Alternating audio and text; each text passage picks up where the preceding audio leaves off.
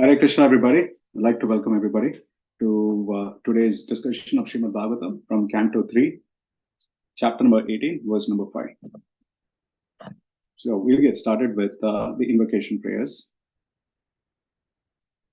Om Jnana Timrandasya Jnananjana Shalakaya Chakshurun Mritam Yena Tasmai Shri Gurave Namah Shri Chaitanya Manobishtam Stapitam Yena Bhutale Swayam Rupa Kadamayam Dadati Swapadantikam Vandeham Shri Gurum Shri Yuda Padakamalam Shri Gurum Vaishnavam Sha Shri Rupam Sagrajatam Sahagana Lalita Shri Vishakam Sha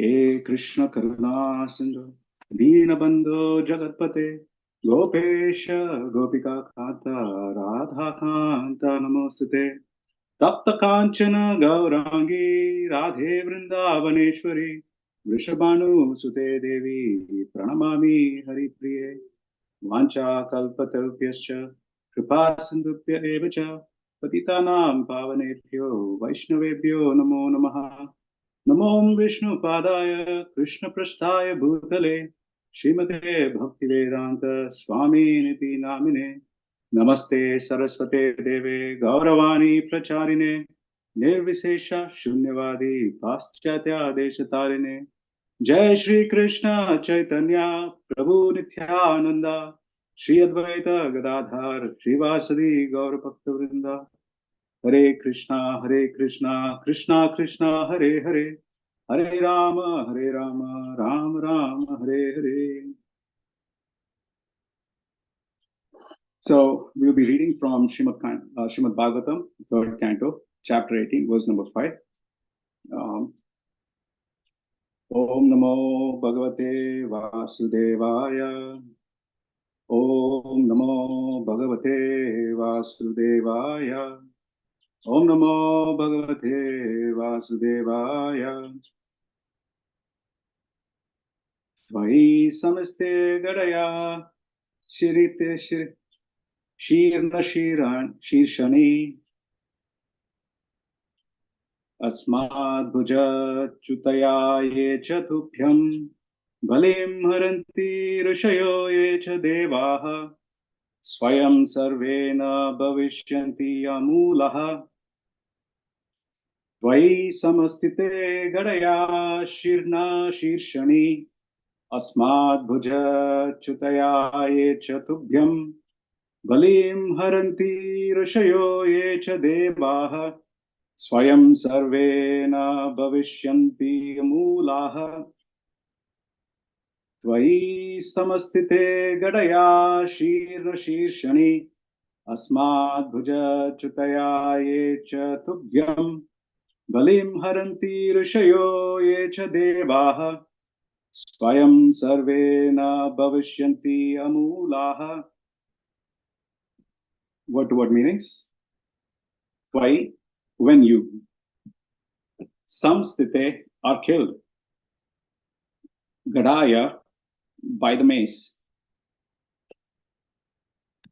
Shirna smashed. Shirshani skull. Asmad Bhuja from my hand. Chutaya released. Yea, those who. Cha and. Tubhyam to you. Balim presentations. Haranti offer.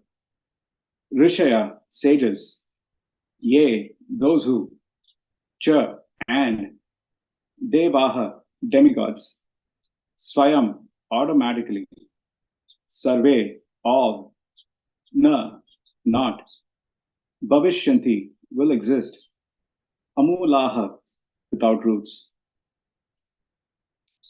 Translation. The demon continued. When you fall dead with your skull smashed by the mace hurled by my arms, the demigods and sages who offer you oblations and sacrifice and devotional service will also automatically cease to exist, like trees without roots. read that once again. The demon continued, "When you fall dead, with your skull smashed by the mace hurled by my arms, the demigods and sages who offer you oblations and sacrifice in devotional service will also automatically cease to exist like trees without roots." Purport by His Divine Grace, A.C. Bhaktivedanta Swami Srila Prabhupada. Prabhupada ki jai. Demons are very much disturbed when devotees worship the Lord in the prescribed ways recommended in the scriptures. In the Vedic scriptures, the neophyte devotees are advised to engage in 9 kinds of devotional service, such as to hear and chant the holy name of God, to remember Him always, to chant on beats Hare Krishna, Krishna Krishna, Hare Hare, Hare Rama, Rama Rama, Hare Hare, to worship the Lord in the form of His deity incarnation in the temples, and to engage in various activities of Krishna consciousness to increase the number of godly persons for perfect peace in the world. Demons do not like such activity. They're always envious of God and His devotees. Their propaganda not to worship in the temple or church, but simply to make material advancement for the satisfaction of the senses is always current. The demon Hiranyaksha, upon seeing the Lord face to face, wanted to make a permanent solution by killing the personality of Godhead with his powerful mace. The example of an uprooted tree mentioned here by the demon is very significant. Devotees accept that God is the root of everything. Their example is just as the stomach is the source of energy of the limbs of the body. God is the original source of all energy manifested in the material and spiritual worlds. Therefore, as supplying food to the stomach is the process to satisfy all the limbs of the body, Krishna consciousness or developing love of Krishna is a sublime method for satisfying the source of all happiness. The demon wants to uproot the source because if the root, God, were to be checked, the activities of the Lord and devotees would automatically stop. The demon would be very much satisfied by such a situation in society. Demons are always anxious to have a godless society for their sense gratification. According to Sridhar Swami, this verse means that when the demon would be deprived of his mace by the Supreme Personality of Godhead, not only the neophyte devotees, but also the ancient sagacious devotees of the Lord would be very much satisfied.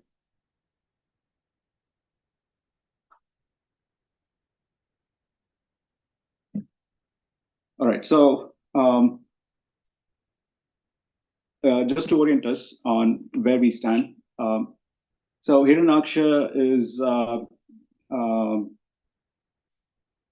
in the search, is now following the directions by Varahadev to go and find the Supreme Lord in order to have a combat with Varahadev, the boar incarnation. And we see that from the very first, actually, the second verse of this 18th chapter is the very first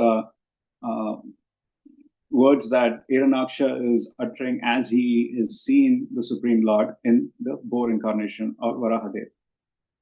And he refers to the Supreme Lord as "you amphibious beast."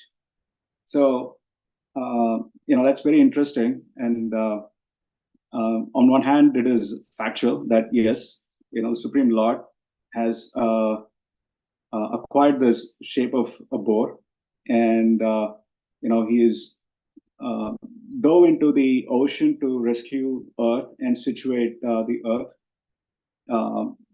floating on the water. But it is also noteworthy to understand here that this is the, I would say, modus operandi of demoniac nature, which is to pull down somebody to their level. And so again, here we have Hiranyaksha referring to the Supreme Lord in a very derogatory way, "you amphibious beast." But really, the beast here is it Hiranyaksha or is it the Supreme Lord? So that is a classical moved by demoniac personalities to drag others to their level. So another thing is, we have the 16th chapter of Bhagavad Gita, which talks about divine and demoniac qualities. And the verses, let me just bring that up.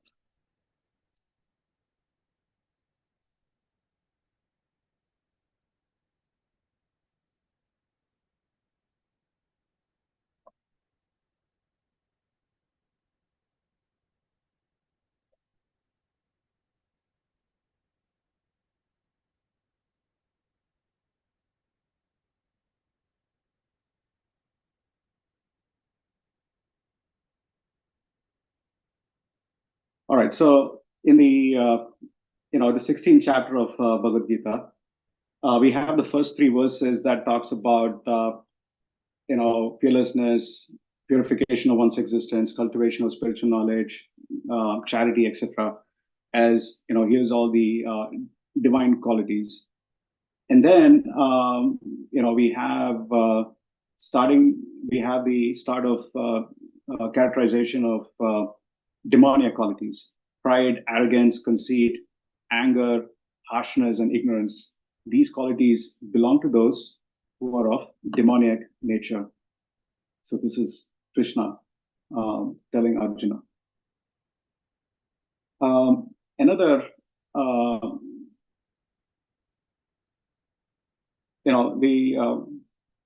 another set of verses are from, I would say, 13 to 15. I would like to read this translation here.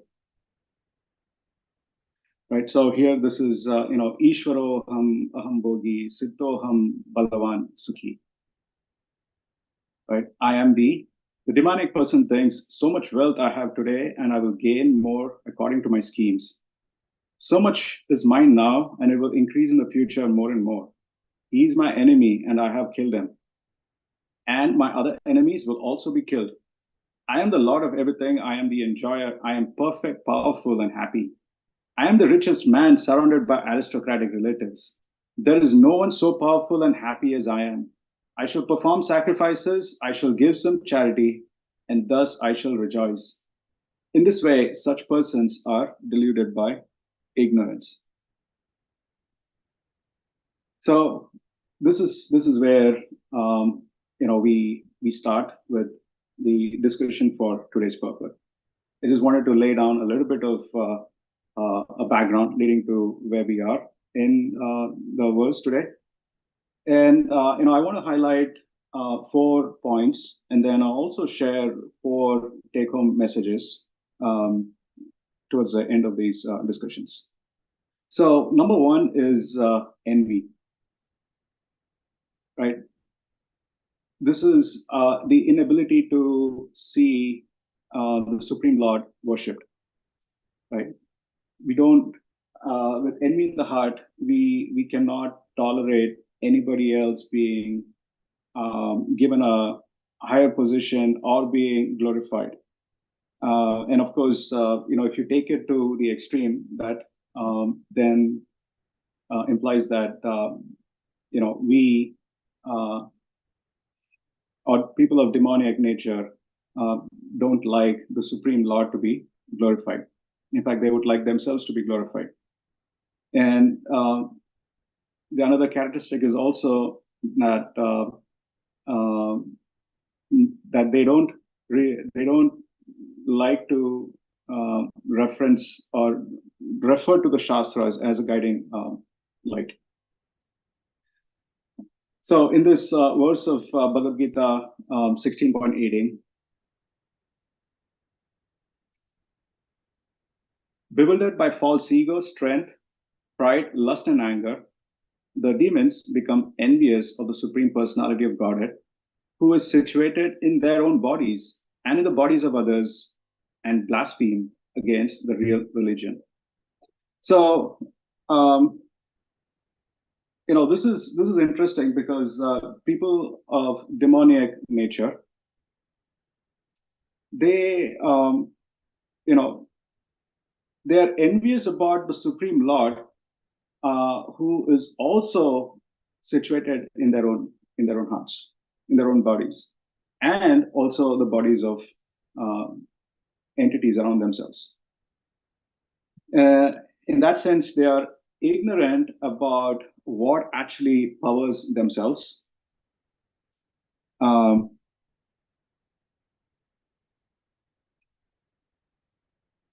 And what powers the world around themselves. So again, the ignorance is at depending on the degree of ignorance, the demoniac meter can fluctuate from 0 to 100. And then the second point I wanted to bring about for the discussion today is the focus on matter. Now, according to our Vedic teachings, according to the teachings from the scriptures, Bhagavad Gita, Srimad Bhagavatam, including the Vedas, Upanishads, we look at the everything is a combination of spiritual energies, right? And there are three energies that we understand. One is the Antaranga Shakti, the internal energy of the Lord, and then the Baharanga energy, the external energy of the Lord, and then we have this Tathashta Shakti, or the marginal energy of the Lord. So the internal, the Antaranga energy, the internal energy, internal potency of the Lord is the expansion of the spiritual nature of the Supreme Lord. And then you have the material energy, which is the Antaranga, Bahariya energy. And then the Jivas are these marginal energies. So in this, we in this materialistic frame of reference, there is a desire to separate matter from spirit, and we see that various manifestation. There is separation of church and state, and a lot of it is also got to do with the ability to comprehend the complexity. And typically, within the realms of science, we tend to take a reductionist approach, as in we take a very complex system, we make certain assumptions, and we try to simplify that into smaller parts that can then be tackled separately. And that works to some rudimentary level, but it's not necessarily gives you the characterization of the entire system or the entire complex system. So there is this this notion of removing the spiritual aspect from the material creation, which is then equated to almost like killing the spirituality. And then again, if you take it to the extreme, it is essentially killing of God. And this killing of this notion of killing of God is has many ways. One is, of course, materialism. And then there is also other ways of killing of God, which is through the Mayavada philosophy. So this materialistic framework essentially helps one to further entrench within this notion of I am the enjoyer, aham mameti, me and mine. And then this materialistic philosophy is, I think, again, some of you may be aware, is being very famously, there's a personality that has been associated with the materialistic philosophy. His name is Charvaka Muni. And Charvaka Muni, he's considered, he's associated with this materialistic philosophy, which has been around for more than 3,000 years plus. And essentially, the bottom line is, eat, drink, and then be merry. And we hear that even now we hear that. So yavat jivet sukham jivet rinam kritva gritam pibet. So,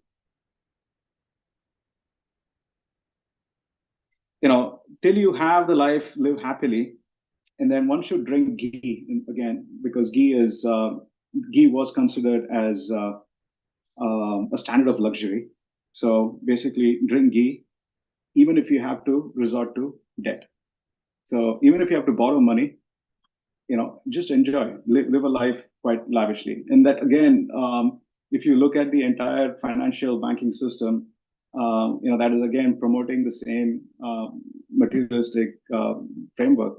Banks are very eager to give people loans, and they're also very eager to provide credit cards. And then there's the entire advertising propaganda. There's also social media that then people look towards these people, other personalities who supposedly are enjoying a very lavish life, and then they aspire to, to get there, and by any means, right? By any means, do whatever it takes to enjoy. So again, this concept again is a very old concept, and but here we are in this age of debt. Even at the cost of debt, we want to be able to enjoy. So that's the second point, is focusing on matter exclusively and essentially killing or ignoring the spiritual aspect of existence. So that's the second point.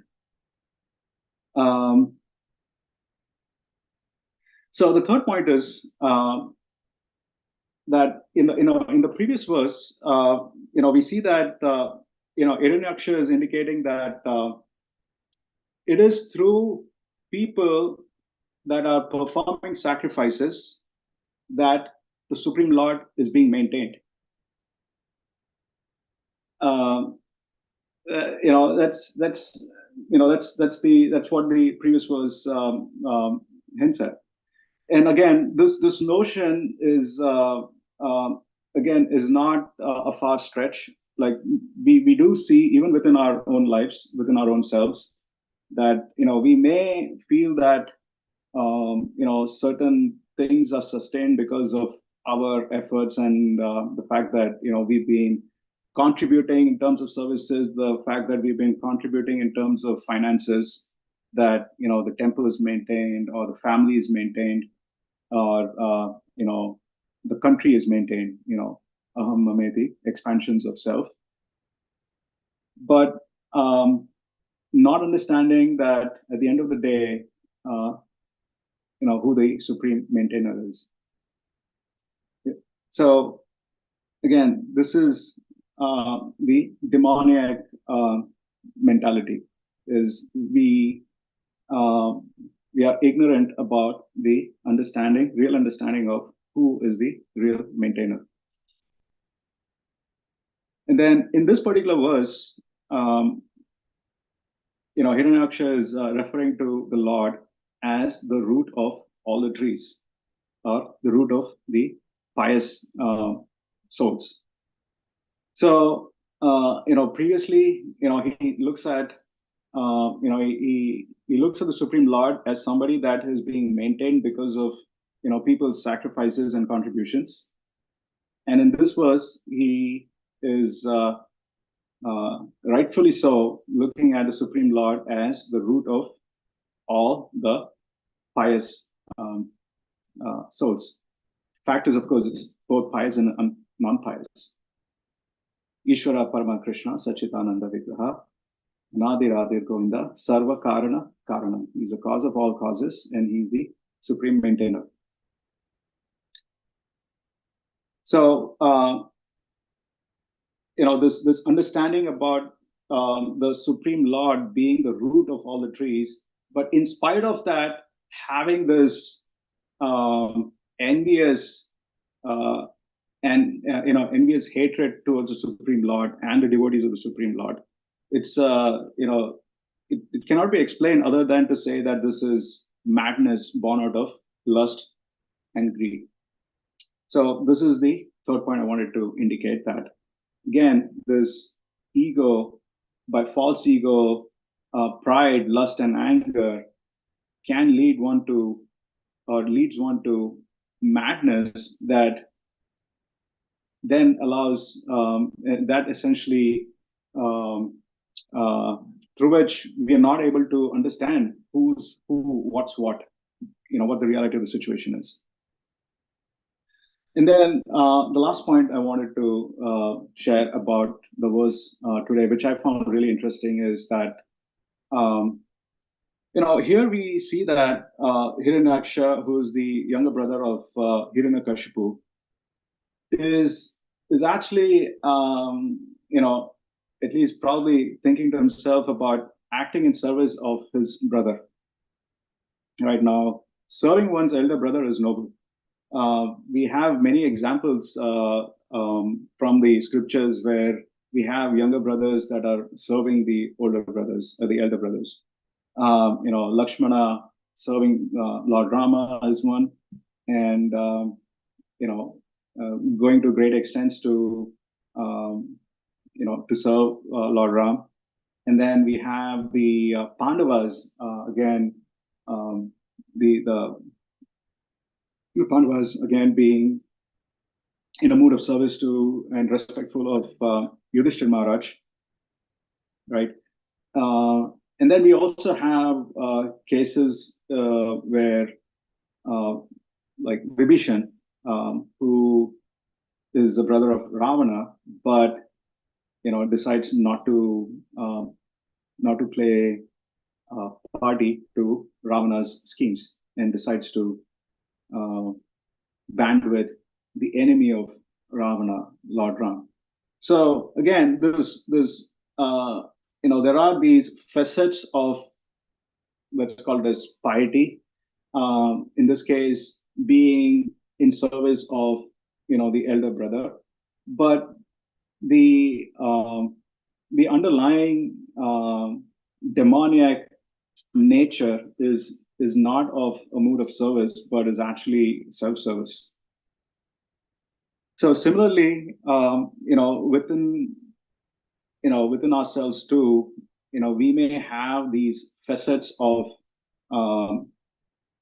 godliness, but we also have these facets of demoniac nature that is something that we have to be aware of.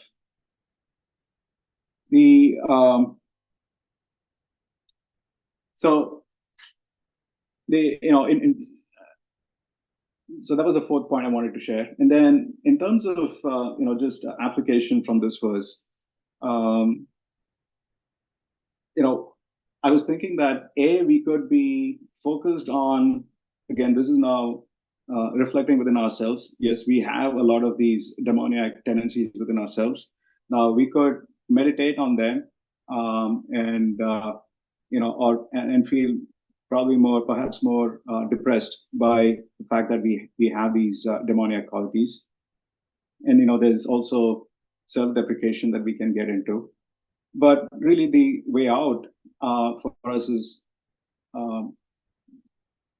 is again following the instructions of the acharyas. Now we see that acharyas such as Bhaktivinoda Thakur, especially, again for me, Sharanagati is a really is one of my favorite poems or work of literature by Bhaktivinoda Thakur that I can relate to. And again, you see that acharyas like Bhaktivinoda Thakur are self-deprecating through that. But again, it's not just self-deprecation; it's also taking on to what the positive prescribed activities are. That is actually taking shelter of the Supreme Lord. So in this case, Srila Prabhupada in this purport again is again emphasizing the need to take shelter of the holy name, chanting the holy name of the Lord, and focusing on the sadhana and bhajana kriya, taking shelter of the sangha, sadhu sangha, the devotee association, and then being aware of the anarthas, but then praying to Shri Shri Radha Shyam Sundar, praying to Nrsimhadev, praying to Lord Nityananda for the strength, the capacity, and the intelligence to address these anarthas within ourselves. So, again, as we read through these verses, it is important to reflect that within ourselves, and then not just so to make ourselves feel miserable, but actually to just set a little bit of realism in terms of who we are and what our actual precarious situation is, but then take strength and shelter of the instructions of the acharyas. So with that, I would like to stop here and see if there are any thoughts or comments.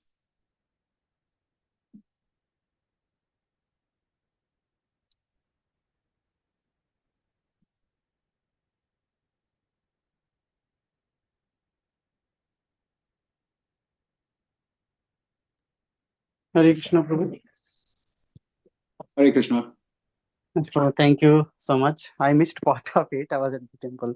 So I was thinking when you're talking about the notion of killing the god, right? In not only Hiranyaksha, Hiranyakashipu were kind of were planning to do, but even the Mayavadis, even the scientific world, right? I mean, as long as I can accomplish something, right, without somebody else, right? I mean, just human beings are within my control. I don't need God, right? So, I mean, of course, it is very deeply rooted within us, not just somebody out there, right? So I mean, how independently a soul want to be. So I was just thinking about that when you said the notion of killing the god. So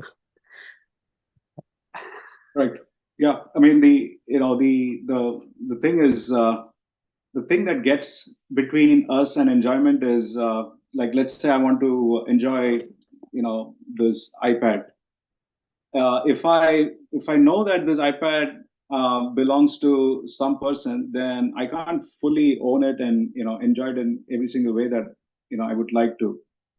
And so the modus operandi is to say that, oh, this iPad exists here, without really actually attributing to how it actually got here, who actually owns it, and then that gives you the license to enjoy, um, and completely own it yourself. So it is, in a way, force thinking into, or actually putting a wedge between the actual controller and owner, and the substance of enjoyment here, or the matter of enjoyment, so that now it becomes your exclusive right to enjoy that matter. And we see that manifestation of that in terms of exploiting nature, even exploiting people's land, immigration, all that. There's various manifestation of these demoniac tendencies. It's amazing to when you try to analyze it. Haribol, so when you were talking, I was remembering our Penn State discussion. So that time, one of the devotees who was leading it. The discussion said, I the context was something about envy, and then this falling away from Krishna. And in that context, this devotee said, it is because he made this, the phrase I remember was, it is because you have envy towards Krishna. And I was thinking, I found it very hard to accept at that point in time that we have envy towards Krishna. Sure, we don't have any attraction for Krishna, but envy, it seemed like a very strong statement. But now, when I was hearing you speak, it's there, it's all pervasive in the way we lead our lives. Yeah, and the example you gave, like, how loans are lended, right? Like it's like we want to expand our influence in one way or the other. Be it like, casting a safety net or whatever, but Krishna is out of the picture in those situations. And that is how, we may not be envious like Hiranyaksha, like overtly cussing the Supreme Lord, but that tendency is there, and it is quite deep rooted and quite unseen, actually. At least for me, I'm thinking it's unseen. So yeah, thank you. Thank you for sharing that.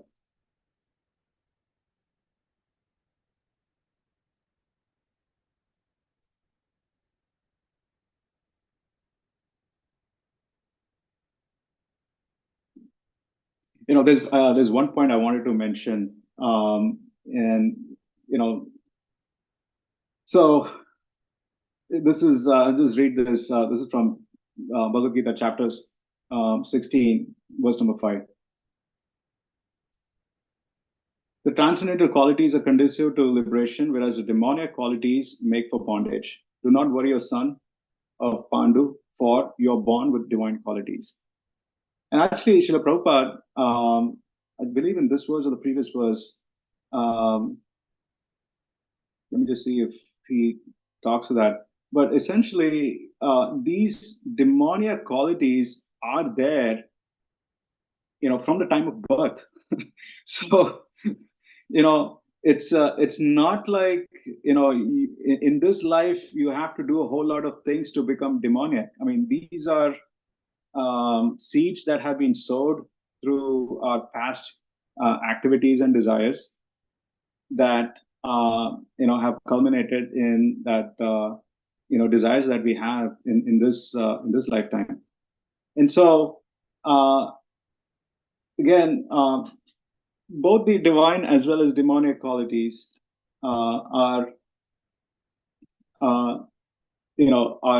exist not with you already have a head start both in terms of demonic and divine qualities. And then we have the rest of our life that essentially can help determine the trajectory of, do we become more divine or do we become more demoniac? And then fortunately, we may come across a spiritual master or a spiritual perceptor who can help tilt that trajectory in the positive direction, into the divine direction. And in that sense, that's the causeless mercy. That's the causeless mercy through the mercy of a devotee that helps us get out of this demoniac trajectory. So anyway, I wanted to also share that. Any other thoughts before we close?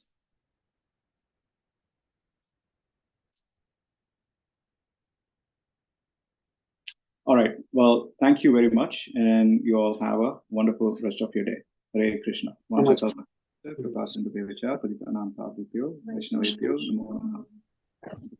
Krishna, Prabhu.